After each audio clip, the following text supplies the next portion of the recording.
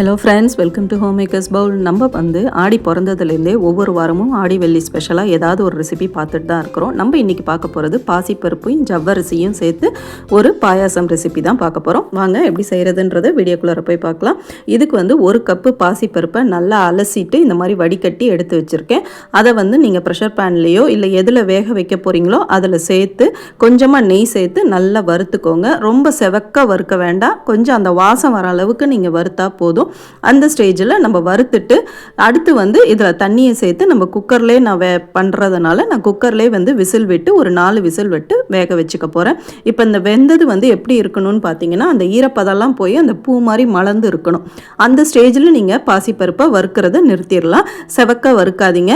இப்போ எந்த கப்பில் பாசிப்பருப்பு எடுத்தீங்களோ அதே கப்லேயே 4 கப்பு தண்ணி சேர்த்து இப்போ இதில் சேர்த்துக்கோங்க.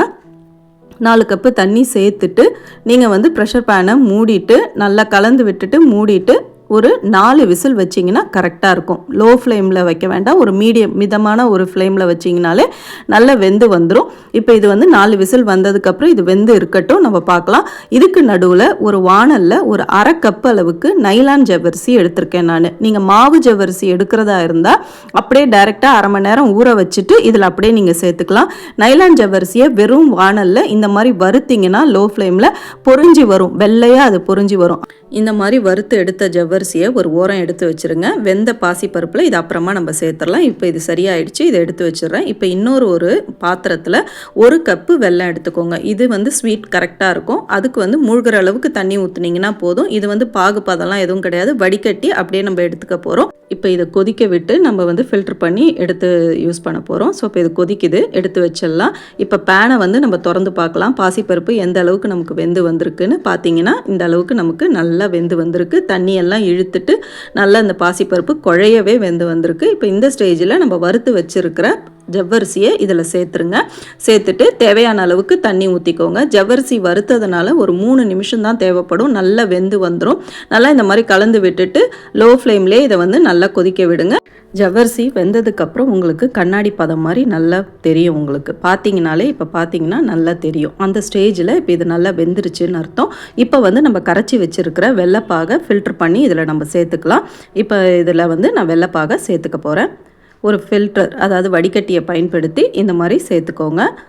சேர்த்துட்டு நல்லா இப்போ கலந்து விடுங்க. இந்த வெல்லம் கலந்ததுக்கப்புறம் இது ஒரு 2 நிமிஷம் திருப்பி கொதிக்க விடுங்க. இந்த வெள்ளை கரைசலோடு இந்த பாசிப்பருப்பும் ஜவ்வரிசியும் நல்லா கொதித்து வரட்டும்.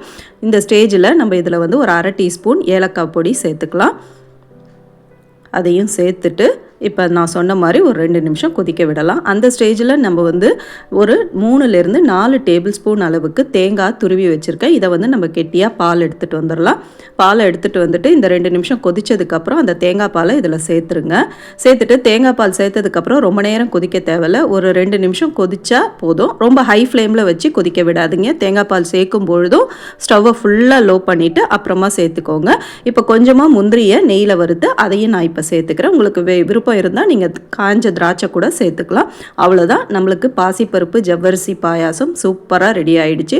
நம்ம யூஸ்வலாக பாசிப்பருப்பை வச்சு பாயாசம் செய்வோம். அதில் இப்போ இது கூட நம்ம ஜவ்வரிசியும் சேர்த்து செய்யும் பொழுது டேஸ்ட் இன்னுமே நல்லாயிருக்கும்.